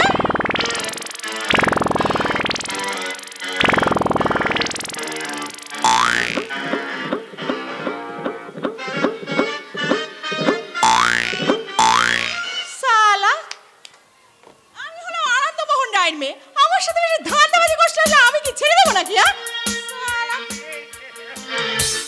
ছেড়ে দিয়ে দিয়ে তো আমি মাথায় তুলে দিয়েছি রে। তাই আজ পাড়ার ছেলেদের সঙ্গে মারামারি করছিস, ঝগড়া করছিস। এবার এবার তোর ওই ক্যারাটে শেখা, কলেজে যাওয়া সব বন্ধ করে দিয়ে এই দেখো। তোর বিয়ে দিয়ে দেবো। বাবা দেখো, বাবা দেখো, তুমি কিন্তু একদম বেশি বাবাগিরি ফলাবে না, বুঝেছো? না হলে না না আমি না। কি করবি? হ্যাঁ কি করবি? মারবি নাকি? হ্যাঁ মারবি? পারিস তা পারিস। এই তবে শোন, তোর দাদাকে আজ আসছে যে, বুঝলি? তারপর তোর বিয়ে দিয়ে শ্বশুর বাড়ি পাচ্ছি। ও আচ্ছা, দাদা আসলে নালিশ। হ্যাঁ আমিও দাদা আসলে নালিশ করবো, বুঝলে? আমিও নালিশ করবো। কি নালিশ করবি? কি নালিশ করবো? আমি দাদা আসলে বলবো যে বাবা কোনো সময় বাড়িতে থাকে না।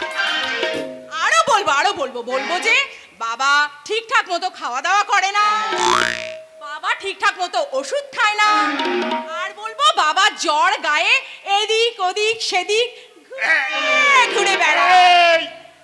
এইসব আজে বাজে কমপ্লেন করলে না আমি কিন্তু তোর সঙ্গে একটা ঝামেলা বাঁধিয়ে দেবো। এই তো শোনা বাবা, এইবার সোজা তুমি একবার টুক করে লাইনে এসে পড়েছো। এতক্ষণ তো খুব বাবাগিরি ফলাচ্ছিলে। হ্যাঁ এই তো, হ্যাঁ ঠিক, ঠিক। জানিস তো তোর দাদা বৌদির আর আসবার কথা, সে খেয়াল আছে তো? হ্যাঁ খেয়াল আছে বলেই তো সমস্ত কাজ ফেলে তোমার কাছে ছুটে এলাম বাবা। কি করবি? এসেছিস বাবা, এসেছি। আয়, আয়, আয়, আয়, আয়। এই বৌমা কই? বৌমাকে দেখছি না তো। না মানে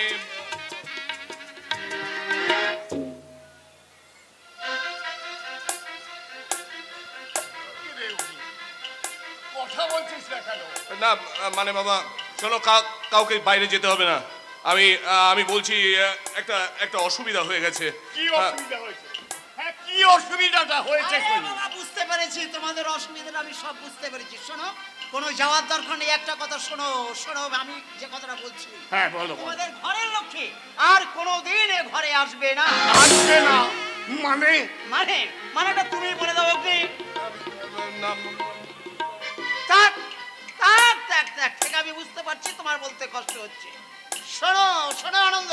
হ্যাঁ বলো অবনি বলো। মানে বলছিলাম কি, হ্যাঁ। তোমাদের ছেলে যে কাজটা করেছে, একটা কথা কি জানো? হ্যাঁ আমার বলতে বড় ইয়ে করছে। আর বলো না রে বাবা। তোমার জবা বৌমা, হ্যাঁ তোমার জবা বৌমা কয়েকদিন আগে খুন হয়েছে। খুন হয়েছে? কে খুন করবে? হ্যাঁ বলো, কে খুন করবে? বলুন কাকা বাবু, আমার বৌদিকে কে খুন করেছে বলুন। খুন করেছে তোমার বাবার আদরের ছাত্র কৃষ্ণ সেন। ওই কৃষ্ণ জবা বৌমাকে গলা টিপে খুন করেছে। শুধু তাই নয়, এই কৃষ্ণ ওই অগ্নিকেও মানে গুলি করে মারতে চেয়েছে। অবনি, এই অগ্নি, এত বড় একটা ঘটনা ঘটে গেল আর আমি কিছু জানতে পারলাম না। যেটা জানানোর প্রয়োজন বোধ করিনি তাই জানাইনি। এখন যে কথাটা জানাচ্ছি সেটা কান খুলে শুনে নাও। এই বাড়িটা আমি বিক্রি করে দিয়েছি। এক সপ্তাহের মধ্যে এই বাড়িটা তোমরা খালি করে দেবে, হয়তো অবনী কাকা এই বাড়ির দখল নিয়ে নেবে। কি বলছিস তুই? এত বড় একটা সিদ্ধান্ত নিলি আর তুই আমাকে জানানোর প্রয়োজন বোধ করলি না? বাবা বাড়িটা যখন আমার, সুতরাং ডিসিশন নেওয়ার অধিকারটাও নিশ্চয়ই আমার থাকা উচিত।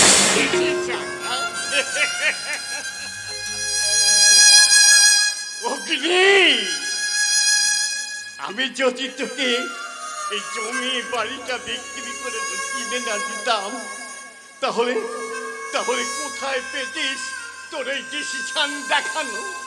কোথায় পেতিস বল? বললাম বল, উত্তর দে। তোমাকে দেওয়া কোনো কথাই আমার পক্ষে রাখা আর সম্ভব নয়। আমি যেটা বলছি সেটা কান খুলে শুনে নাও। তোমাকে আমি যে কথা দিয়েছিলাম সেই কথাগুলো আমি কোনো মতে রাখতে পারবো না। হ্যাঁ আসুন, তোরা নতুন করে আমাকে জ্ঞান দেওয়ার চেষ্টা করিস না কিন্তু। অমনি কাকা, অমনি কাকা, বলো বাবা জীবন। আমি আপনাকে বলছি 1 সপ্তাহের মধ্যে আপনি এই বাড়িটা খালি পেয়ে যাবেন। তাহলে তাহলে আমরা থাকবো কোথায়? অমনি কাকা, আমি আপনার কাছে যে কিছু টাকা পাবো সেই টাকাটা বাবাকে দিয়ে দেবেন, কেমন? বাবা একটা ঠিক আশ্রয় জোগাড় করে নেবে। দেখো দেখি কাণ্ড। আরে বাবা, না দিলে চলবে কেমন করে? বিবেক বলতে একটা কথা আছে।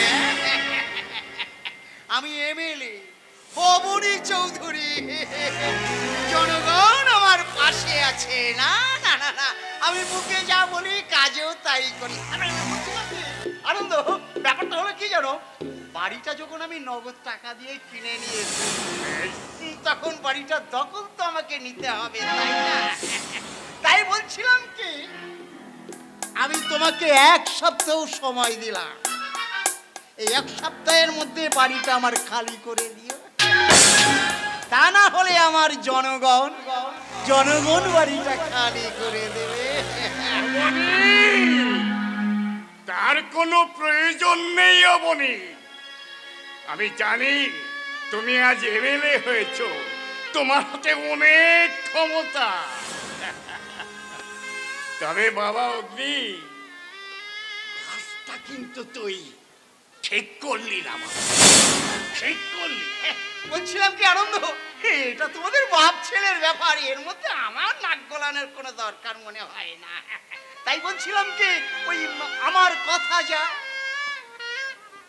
1 সপ্তাহের মধ্যে আমি আবার আসবো, কিন্তু বাড়িটা আমার খালি করে রেখো, তা না হলে আমার জনগণ।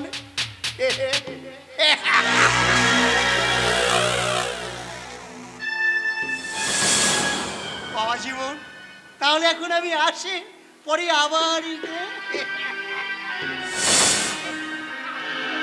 বলছিলাম কি বাবা, আমি এখন আসছি, কেমন?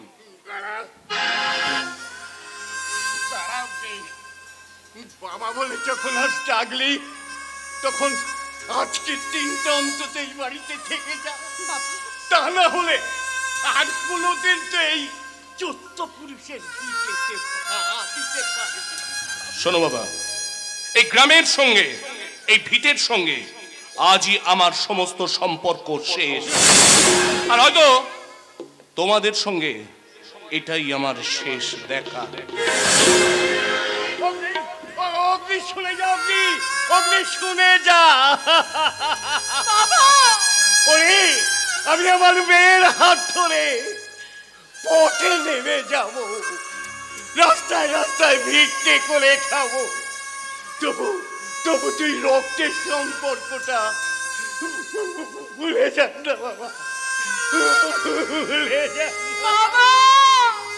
বলে হতভাগী। বাবা, তোমার অগ্নি আর তোমার কান্না শুনতে পাবে না বাবা, সে যে অনেক দূরে চলে গেছে বাবা। আজ তোমার ওই বেঈমান ছেলে তোমার ত্যাগের চরম পুরস্কার তোমাকে দিয়ে গেল বাবা, চরম পুরস্কার।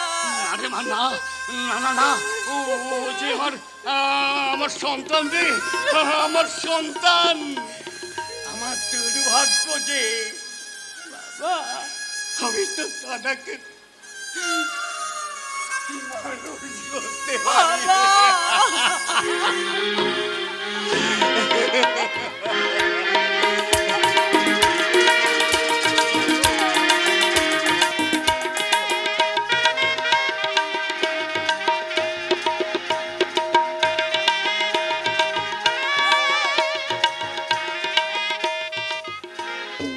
দাঁড়া দাঁড়া বলছি, দাঁড়া, পালাবি না, দাঁড়া বলছি, দাঁড়া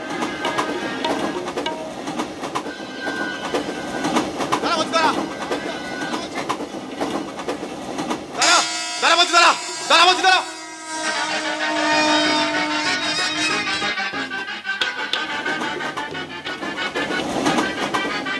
দাঁড়া বলছি, দাঁড়া।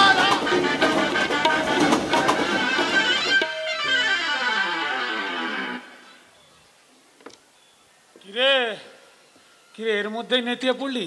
হ্যাঁ, সবে তো শুরু আমার খেলা, এরপর দেখবো রে কত আছে তোর বাপ কাকার চেলা। হ্যাঁ ঠিকই বলেছি। ঘুঘু দেখেছো ফাঁদ দেখোনি। আমাকে ধরা অত সোজা নয়। আচ্ছা স্টেশন থেকে তুই আমাকে দৌড় করাচ্ছিস, হ্যাঁ। একবার যদি তোকে ধরতে পারি না তোর হাল একেবারে আমি বেহাল করে দেবো। চুপ কর। আমার পিছনে লাগার পরিণামটা তোর ভালোভাবে আমি বুঝে দেবো রে। এই চুপ কর চুপ কর চুপ কর, এখনো পুরোটা দিইনি রে। পুরোটা দিলে তাহলে গ্যারান্টি দিয়ে ফাটা মাথা আটকে যাবি। একদম ফালতু কথা বলবি না বলে দিচ্ছে। চুপ কর নেড়ি কুত্তা। আমি নেড়ি কুত্তা? এই শালা শোন ভাই, শোন শোন শোন শোন শোন, কুকুর না হলে এত রাতে একটা মেয়ের পেছনে কেউ ঘুরঘুর করে? বল না রে ভাই, বল না রে, মেয়েটাকে নিয়ে তুই কি করবি? সেটা তোকে বলবো কেন? তুই তো শালা সব কেচিয়ে দিলি। অত রেগে যাচ্ছিস কেন ভাই, অত রেগে যাচ্ছিস কেন? জানিস তো আমি হলাম গিয়ে তোদের দলের লোক। হ্যাঁ আমি তোদের দলের লোক। আমি তো গন্ধ পেয়েছি, তাই কুকুরের মতো তোর পিছনে আমি ঘুরঘুর করছি।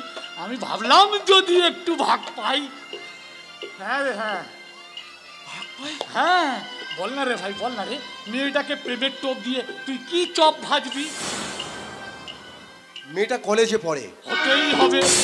মেয়েটার বাবা খুব গরিব। হতেই হবে।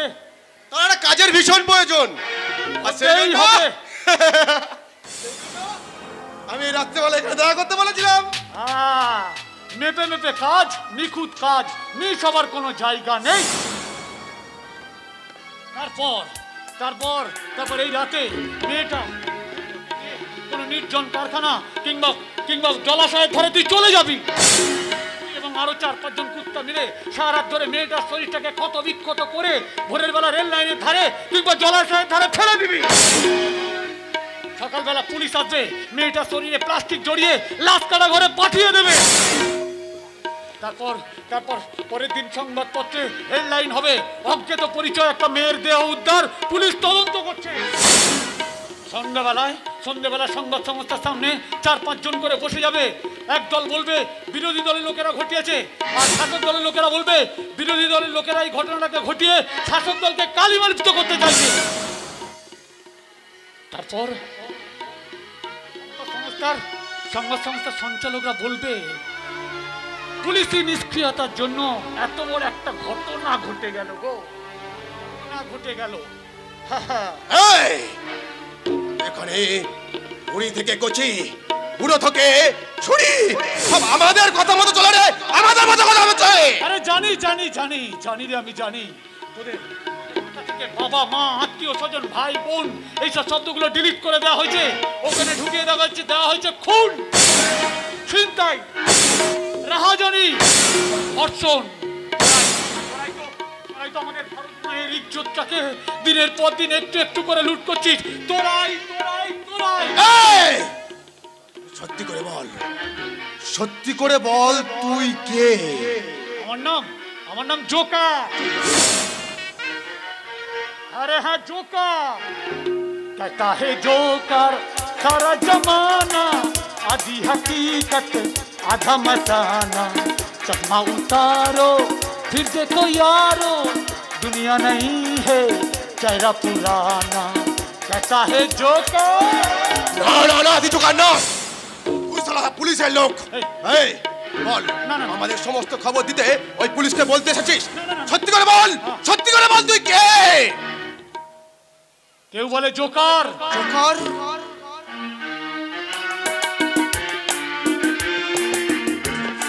কেউ বলে জাদুকর, কেউ বলে সার্কাসের রিং মাস্টার।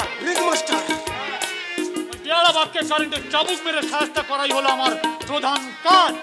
আরে হ্যাঁ, তোরা সালা অগ্নিদেবকে ফু দিয়ে নিভে দিতে পারবি, কিন্তু আমাকে তারা কোনো কিছুতেই আটকে রাখতে পারবি না। কিরে, অগ্নিদেবের নামটা শুনে একেবারে চুপসে গেলি যে? আরে আমি জানি তোদের মালিক অগ্নিদেবের হোটেল ব্যবসা, মধুচক্রের ব্যবসা, বেআইনি গাঁজা পাচারের ব্যবসা, আফিম পাচারের ব্যবসা, এমনকি সে মেয়ে পাচার পর্যন্ত করে। এই শালা, এসব কথা যদি ওই দাদার খানে যায় না, তোকে একেবারে দানা ভরা দেবে, দানা। আমিও আমার এই লাঠির ঘায়ে তোর দাদার একটা চোখ কানা করে দেব, কানা। দেখছিস না, দেখছিস না আমার গায়ে সব দলের রং। যখন যে আসবে কাল আমি হয়ে যাব তার দলের মালামাল, মালামাল। এই দেখ, এই দেখ আমার গায়ে গেরুয়া রং আছে, দেখ গেরুয়া মানে হচ্ছে ত্যাগের প্রতীক। এই দেখ আমার গায়ে সাদা আছে, সাদা, হ্যাঁ সাদা মানে হচ্ছে সততার প্রতীক। আর এই দেখ আমার জুতো, দেখ কালো, কালো মানে হচ্ছে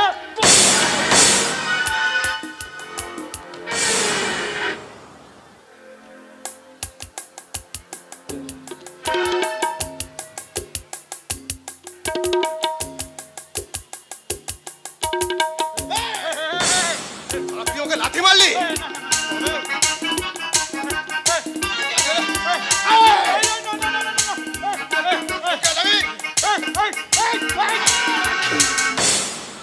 কি তোরা থানার সামনে এইভাবে হল্লা করছিস কেন? যাও এখান থেকে। এসে গেছে, এসে গেছে নীরব দাদা, এসে গেছে নীরব দাদা, এসে গেছে নীরব দাদা, এসে গেছে। কে নীরব? কেন মশাই পাল্টি খাচ্ছেন? ভারতবর্ষের 99.9% মানুষ জানে পুলিশ মানে নীরব দর্শক। মানে থানার মধ্যে আপনি নীরব দর্শক হয়ে চুক্তি করে ঘাপটি মেরে টেবিলের তলায় বসে থাকেন। এই তো বেশ কিছুদিন আগে সোদপুর থেকে তিলোত্তমা দেবনাথ এসেছিল আরজিকর হসপিটালে উচ্চশিক্ষার শিক্ষিত হতে। তিলোত্তমা দেবনাথের অনেক স্বপ্ন ছিল, তিলোত্তমা দেবনাথের বাবা মায়ের স্বপ্ন ছিল সে অনেক বড় মাপের ডাক্তার হবে, অনেক বড় মাপের ডাক্তার হবে, গরিব দুস্থ মানুষদের সেবা করবে, এই দেশকে সে রোগ মুক্ত করবে। কিন্তু এইসব শয়তানরা তাকে র্যাগিং করতে করতে এইসব শয়তানদের কামনার বলি হয়ে দেবনাথের রক্তাক্ত ক্ষতবিক্ষত দেহ হসপিটালের মধ্যে পাওয়া যায়। ঠিক তখন তিলোত্তমা দেবনাথের দেহটা যখন একটু একটু করে ইলেকট্রিক চুল্লির মধ্যে পুড়ছে আর হাওয়ায় মিলিয়ে যাচ্ছে ধোঁয়াটা, ঠিক সেই সময় তিলোত্তমা দেবনাথের স্বপ্ন, তিলোত্তমা দেবনাথের বাবার স্বপ্ন, দেশ ও দশের স্বপ্ন একটু একটু করে হাওয়ায় মিলিয়ে যাচ্ছে স্যার, মিলিয়ে যাচ্ছে। আর ঠিক তখন আপনি থানায়তে চুক্তি করে ঘাপটি মেরে বসেছিলেন। চুপ, একদম চুপ, নাহলে ডান্ডা মেরে তোকে আমি ঠান্ডা করে দেবো। বেশি বাড়াবাড়ি করলে তোকে আমি লকআপে ঢুকিয়ে দেবো। এখন সত্যি করে বল যে তুই কে? আমি দলিত সম্প্রদায়, আমি ভারতবর্ষের সংবিধান রচনা করেছিলাম। আমার নাম বাবা সাহেব আম্বেদকর।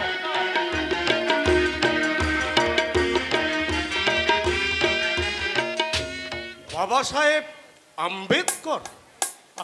আমি বাংলার বীরসিংহ গ্রামে জন্মগ্রহণ করেছিলাম, মানুষের অক্ষর জ্ঞান শেখাবার জন্য বর্ণ পরিচয় রচনা করেছিলাম, আমি নারী মুক্তির আন্দোলনের জন্য বিধবা বিবাহ প্রচলন করেছিলাম।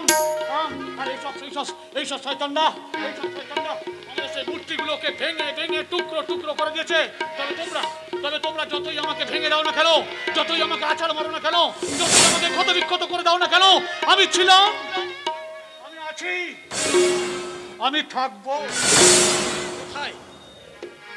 মানুষের হৃদয়ে, সবার হৃদয়ে রবীন্দ্রনাথ, চেতনাতে নজরুল, যতই আসুক বিঘ্ন বিপদ হাওয়া হোক প্রতিকূল,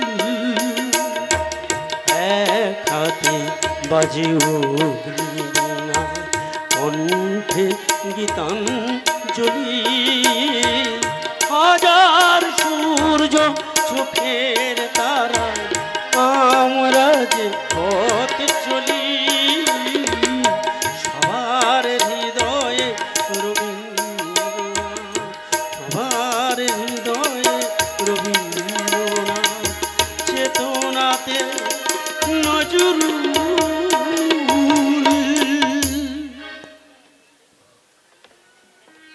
স্যার আপনি কিছু বলবেন? না,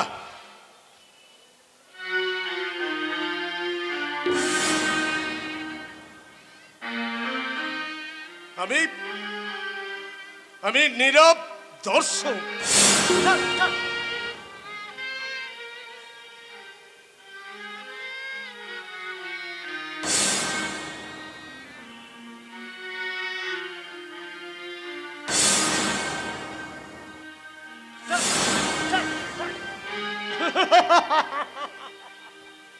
এইভাবে এইভাবে প্রশাসন যদি নীরব থাকে তাহলে আমার আপনার আপনাদের নিরাপত্তা কোথায় বলতে পারেন?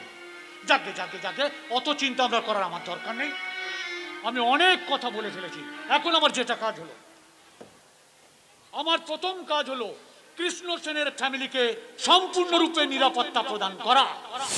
আমি জানি ওই অগ্নিদেব রায় যে কোনো মুহূর্তে রাধা দেবীর দিকে লোভের থাবা বাড়াতে পারে। তাই রাধা দেবীর মান সম্মান অক্ষুণ্ণ রাখাটাই হচ্ছে আমার কাছে বড় চ্যালেঞ্জ। আর দ্বিতীয় কাজ হলো, দ্বিতীয় কাজ না বলবো না, এই দ্বিতীয় কাজটা দেখতে হলে গো টু নেক্সট সিন।